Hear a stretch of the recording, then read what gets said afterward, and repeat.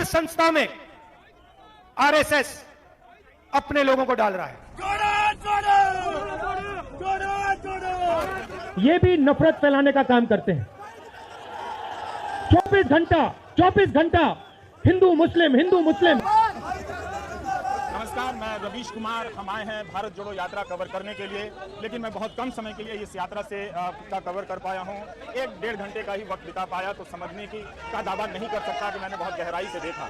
लेकिन आने से पहले मैंने एक कवरेज क्लास जो कमेंट्री करता है अखबारों में, उनके लेख जरूर पढ़े और देखा कि यात्रा को किस तरह से खारिज किया जा रहा है। इस कवरेज क्लास ने लिखा तो इस तरह से कि यात्रा बहुत महत्वपूर्ण है, लेकिन भीतर जो लिखा उससे लगा कि यात्रा बहुत मामूली है। तो कमेंटेटर क्लास क्या यात्रा के भीतर उठाए जा रहे सवालों को महत्व दे रहा है? बेरोजगारी, मीडिया के अधिग्रहण या उसके स्वामित्व के सवालों को, इसके चुप्पी के सवालों पर बहस कर रहा है? नहीं कर रहा है, वो इनसे बच रहा है। बीजेपी जो कांग्रेस मुक्त भारत का नारा दे रही थी, उसे भी शक था कि राहुल गांधी इस यात्रा को पूरी नहीं कर पाएंगे, लेकिन 150 दिनों की ये यात्रा है। राहुल गांधी 115 दिनों की यात्रा पूरी कर चुके हैं। तो एक तरह से हम इस यात्रा में थोड़ी देर के लिए शामिल होकर इसके तमाम पहलुओं पर हम ध्यान देने की कोशिश करेंगे और अपनी टिप्पणी पेश करेंगे। आप देख रहे हैं हमारा YouTube channel Ravish Kumar official. Subscribe कीजिए, ज्वाइन कीजिए। हमारा चैनल फेसबुक पर भी मौजूद है। अंग्रेजों ने तांत्या मामा को फांसी पे चढ़ाया, मगर आरएसएस की विचारधारा ने उनकी मदद की। यह भी मत भूलिए, वनवासी शब्द के पीछे यह भी सोच है। और यह सिर्फ तांत्या मामा जी के साथ नहीं किया गया, यह बिरसा मुंडा जी के साथ भी किया गया। इन दोनों महापुरुषों ने आदिवासियों की लड़ाई लड़ी, अंग्रेजों से लड़ाई लड़ी। भाइयों और बहनों, लक्ष्य एक है, संविधान को खत्म करना। उस जीवित आवाज का गला घोटना, यह काम आरएसएस कर रही है। और यह काम कांग्रेस पार्टी और हिंदुस्तान की जनता उनको कभी नहीं करने देगी, कभी नहीं करने देंगे।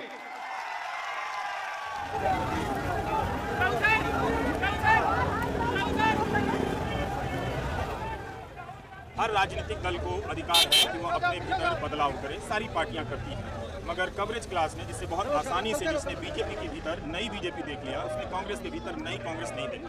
क्या इस यात्रा से कांग्रेस के भीतर कोई नई कांग्रेस बन रही है? अब तक यही दिखा कि कांग्रेस के भीतर एक ऐसा तबका है जो बीजेपी में जाने के लिए तैयार है। ऐसा लगता है कि कांग्रेस को कांग्रेस नहीं चला रही है, मोदी चला रहे हैं या शाह चला रहे हैं, या जाट एजेंसियों के दम पर उसे चलाया जा रहा है। उसकी पार्टी कई बार टूटती चली गई है। और इसी संदर्भ में जब आज़ाद पार्टी जो जम्मू कश्मीर में गुलाम नबी आज़ाद ने बनाई, उसके कार्यकर्ता जब लौट कर आए, तो जयराम रमेश ने उसे प्रेस कॉन्फ्रेंस में मेंशन किया है। हम ये बताना चाहते हैं कि क्या कांग्रेस के भीतर कोई वैचारिक प्रतिबद्धता आ रही है इस यात्रा से? क्या नए किस्म का आत्मबल विकसित हो रहा है, या फिर इस यात्रा से उत्साहित होकर कांग्रेस कहीं ज़्यादा उस अहंकार या फिर एक तरह से फिर से जड़ों से जुड़ने के क्रम में एक तरह से और दूरी बनाती चली जा रही है? ये सब देखना पड़ेगा कि कई बार राजनीतिक कार्यक्रमों की सफलता के उत्साह में बहुत सारी चीज़ें राजनीतिक दल के लोग, नेता गंवा देते हैं। पर इस यात्रा की एक अच्छी बात रही, जिस पर कमेंटेटर क्लास ने, कवरेज क्लास ने नोट नहीं किया, जब राहुल गांधी अटल बिहारी वाजपेयी की समाधि पर गए। दरअसल वहां जाना एक बड़ा राजनीतिक संदेश था, लेकिन किसी ने नोट नहीं किया, क्योंकि तब फिर राहुल गांधी की तारीफ करनी पड़ती। इसलिए ज़्यादा आसान है कि 2024 के नतीजों से जोड़ देना और इस यात्रा को खारिज कर देना। मेरी राय में यहाँ पर राहुल गांधी ने एक गलती कर दी। उन्हें लाल कृष्ण आडवाणी के पास जाना चाहिए था, उनसे कहना चाहिए था कि आपने भी एक रथ यात्रा निकाली थी, जिसकी प्रतिक्रिया में देश भर में हिंसा हुई, और क्या क्या हुआ वो देश के सामने उसका पूरा इतिहास है। हमने एक यात्रा निकाली है, भारत जोड़ो यात्रा, क्या आप उसमें आना चाहेंगे? उनसे संवाद करके राहुल गांधी को लाल कृष्ण आडवाणी के पास जाना चाहिए था, उन्हें पत्र लिखना चाहिए था। पर यह भी एक संकेत तो है कि वो अपने विरोधी दल के नेता अटल बिहारी वाजपेयी की समाधि पर जाते हैं, जिन्हें नेहरू युग के नेताओं के रूप में भी देखा जाता रहा है। और बीजेपी की तरफ से, संघ की तरफ से, आईटी सेल की तरफ से नेहरू पर काफ़ी हमले होते हैं। ये आलोचना भी वाजिब है कि 8 साल तक कांग्रेस नेहरू पर हो रहे हमले का बचाव नहीं कर सकी। तो हम इन यात्रा के जरिए, यहाँ जो दिए गए बयान हैं, उसके जरिए हम देखने का प्रयास कर रहे हैं कि राहुल गांधी किस तरह से कांग्रेस में एक जान फूंकने की कोशिश कर रहे हैं। विपक्ष कहाँ है? इस सवाल को इस देश में बहुत चतुराई से, बहुत निवेश के साथ पैदा किया गया कि विपक्ष नजर नहीं आता है। लेकिन पहले कवरेज क्लास ने क्या किया? उसने विपक्ष पर लिखना बोलना बंद कर दिया, उसकी बातों को नोटिस करना बंद कर दिया। उस मास्टर की शान में, जो लोकतंत्र को विपक्ष मुक्त करना चाहता था, विपक्ष की सरकारों को गिरा दिया गया, अवैध रूप से राष्ट्रपति शासन लगाया गया उत्तराखंड में, आप जानते हैं। और भारत जोड़ो यात्रा इसी सवाल का एक जवाब है कि विपक्ष कहाँ है। विपक्ष बनने की प्रक्रिया ही कांग्रेस के लिए इस वक्त ज़्यादा जरूरी लगती है कि सत्ता में आने से पहले विपक्ष के रूप में वो जनता का विश्वास हासिल करे। क्या कांग्रेस इस यात्रा के दौरान विपक्ष के रूप में दावेदारी कर रही है, जनता के बीच ये विश्वास हासिल कर पा रही है कि वो एक प्रमुख विपक्षी दल है, उसके सवालों को लेकर सड़क पर उतरने वाली विपक्षी पार्टी है। हम पार्लियामेंट में बात उठाने की कोशिश करते हैं, माइक ऑफ कर देते हैं। माइक कैसे ऑफ कर देते हैं? बोलते जाओ जितना बोलना है, कुछ नहीं। देखो मैं दिखाता हूं पार्लियामेंट में क्या होता है, मैं आपको दिखाता हूं।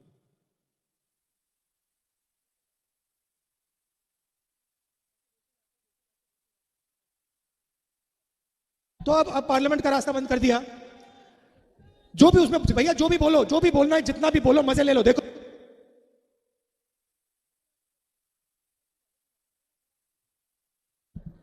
आवाज ही नहीं आती, तो मीडिया का रास्ता बंद, पार्लियामेंट में, विधानसभा में माइक बंद। तो हमने कहा चलो सड़क को तो बंद नहीं कर सकते। इस यात्रा में आप देखिए तो नफरत से जुड़े सवाल उठाए गए। क्या कवरेज क्लास ने नफरत के सवालों को लेकर यात्रा को देखा? इस देश का सुप्रीम कोर्ट बार बार नफरती सवालों पर बोल चुका है। कोर्ट के बोलने का असर नहीं, और वो भी बीजेपी के सांसद पर असर नहीं, तो नफरत की राजनीति पर राहुल की यात्रा का असर कैसे हो जाएगा? यही समझने की जरूरत है कि नफरत और डर से निकलने में इस देश को अभी बहुत वक्त लगने वाला है। धर्म और राष्ट्रवाद के नाम पर नफरत ने लोगों को डरपोक बना दिया। अगर यात्रा का कवरेज किसी एक सवाल को लेकर होता तो आलोचना राहुल की नहीं होती, मोदी सरकार की हो जाती, क्योंकि तब आप नफरत की राजनीति, उसकी जड़ें कहाँ हैं, उसके संरक्षक कहाँ हैं, उसकी बातें करने लगते।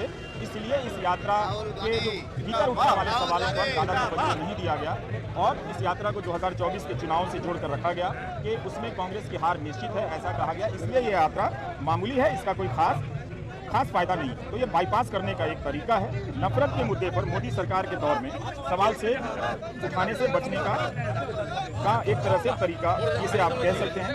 तो आप देख सकते हैं कि भारत जोड़ो यात्रा इस मामले में निश्चित रूप से फेल रही कि वो इस कवरेज क्लास में, कमेंटेटर क्लास में इस नफरत के मुद्दे के प्रति वो विश्वास जगाने में असफल रही, उनमें साहस भरने में असफल रही कि वो इस यात्रा के बहाने कम से कम इन नफरती मुद्दों को, जिसकी चपेट में देश आया है, उस पर चर्चा करते और उसके लिए जिम्मेदार कारकों की खोज करते और गिनाते। लेकिन सबने एक सुविधा का रास्ता निकाला और सब इससे बच गए, और इस बार 2024 के नतीजों से जोड़कर अपनी जिम्मेदारियों से मुक्त हो गए। लेकिन राहुल गांधी ने बार बार इस पर जोर दिया कि टेलीविजन और आज की राजनीति ने इस देश में जहर बो दिया है। ये भी नफरत फैलाने का काम करते हैं।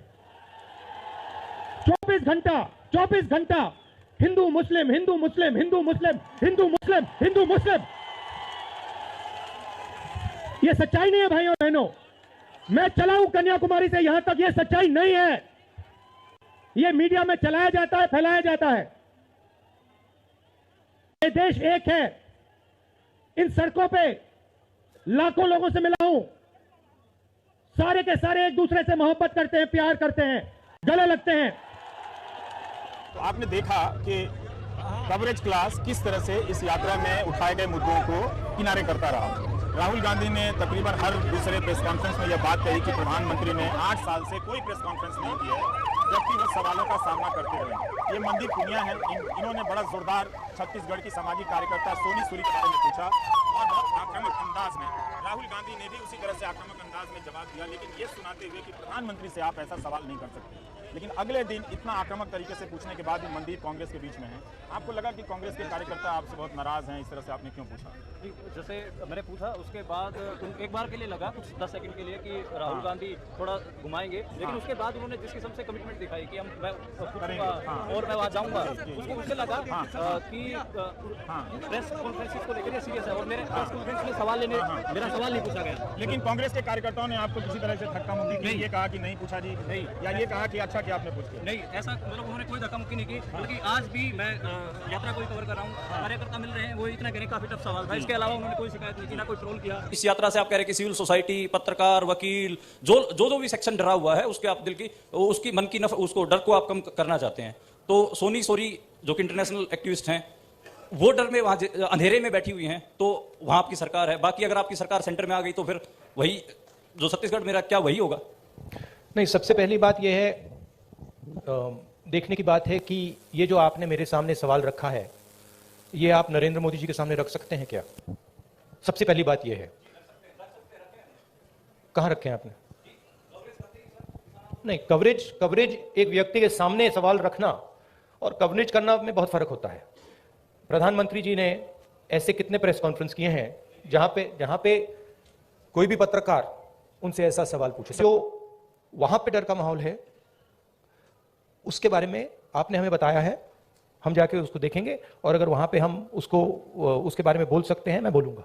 और इस तरह हम यात्रा से स्टूडियो में आ गए, क्योंकि यात्रा तेजी से गुजर गई, इसलिए बहुत सी बातें अधूरी भी रह गईं जो यहां से कहना चाहता हूं कुछ बातों को। राहुल गांधी जमकर प्रेस कॉन्फ्रेंस कर रहे हैं। उनकी प्रेस कॉन्फ्रेंस अपने आप में नरेंद्र मोदी को एक सीधी चुनौती है। इस चुनौती का जवाब प्रधानमंत्री की तरफ से आना बाकी है, मगर इस यात्रा का एक असर बता सकता हूं। गोदी मीडिया के एंकर जब एक बड़े उद्योगपति गौतम अडानी से सवाल पूछ रहे थे तो उनके पास पूछने के लिए अपने सवाल नहीं थे, अपना रिसर्च नहीं था जो उनके बारे में पिछले कुछ वर्षों से छप रहा है। मुश्किल सवाल पूछने के नाम पर वही सवाल पूछ पाए जो राहुल गांधी ने उस उद्योगपति के बारे में कहा है, गौतम अडानी के बारे में कहा है। अगर राहुल ने गौतम अडानी के बारे में कुछ भी नहीं कहा होता तो ये एंकर गौतम अडानी से क्या पूछ रहे होते? आपने नोट किया होगा कि राहुल का जिक्र इस तरह से लाया गया इंटरव्यू में कि जैसे लोग ताली बजाकर हंसने लग जाएं। लोगों ने हंस भी दिया और पूछने का काम भी हो गया। तो पत्रकार खुद को इस तरह से सवाल पूछने से बचा रहे हैं एक उद्योगपति के सामने। राहुल को पप्पू बताने वाला मीडिया उस उद्योगपति से सवाल भी राहुल के नाम पर कर रहा था।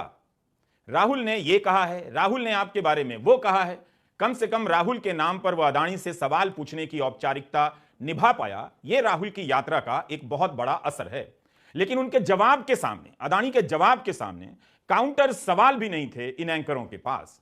राहुल ने यात्रा की शुरुआत में ही कहा कि देश का मीडिया 2-4 सेठ चला रहे हैं जिन्हें ऊपर के 2 लोगों से कथित रूप से लाभ मिल रहा है।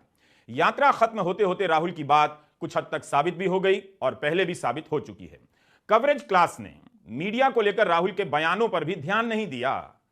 अगर 2024 में चुनाव हारने पर इस यात्रा को लेकर बात हो सकती है तो चुनाव से पहले मीडिया की हालत पर बात क्यों नहीं हो सकती थी? टी शर्ट पर खूब बात हुई।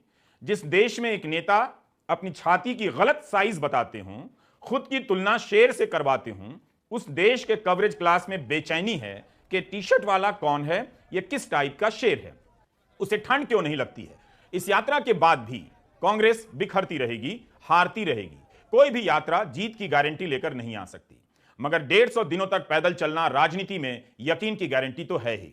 यही वो रास्ता है या यात्रा है जिससे एक राजनीतिक दल के रूप में कांग्रेस अपने बचे खुचे नेताओं और कार्यकर्ताओं में जान भर सकती है और खड़ी हो सकती है।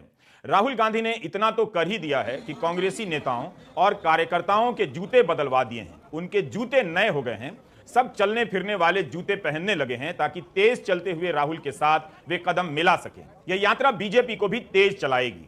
राजनीति कभी सुस्त नहीं होनी चाहिए, चलती रहनी चाहिए। नमस्कार, मैं रवीश कुमार।